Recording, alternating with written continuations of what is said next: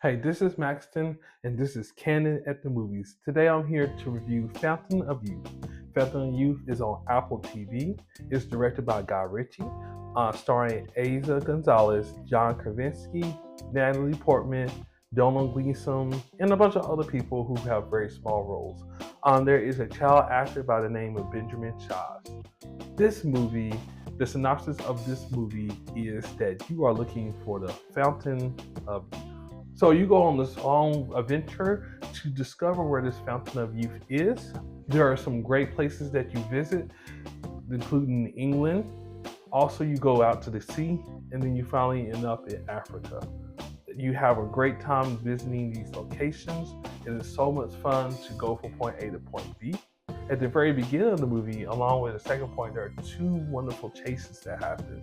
During these chases, you get to discover this beautiful city of basically London, and you just have a great time just riding from point A to point B. There's some great camera work that goes along with it. Now, with this movie, it does suffer from a bad third act. Your third act is not set up well in relationship to your first and second act. Your first and second act feels like an adventure, and your third act starts to feel like a different, incomplete story. If you so happen to watch The Mummy 2, this is very similar to that because it has the same ideal and framework, and all of a sudden you get thrust into something else.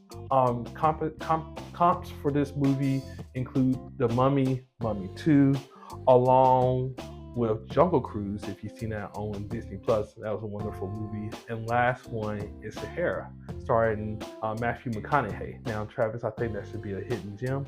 Travis, I'll look for it. There's some other odds and ends that goes on. I feel like we have a very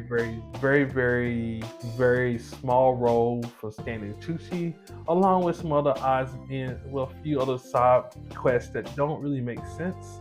There is some ex machinas and MacGuffins that does happen in the second and the third act, where there's just some weird things going on, and you're just like, how did that happen? I don't understand.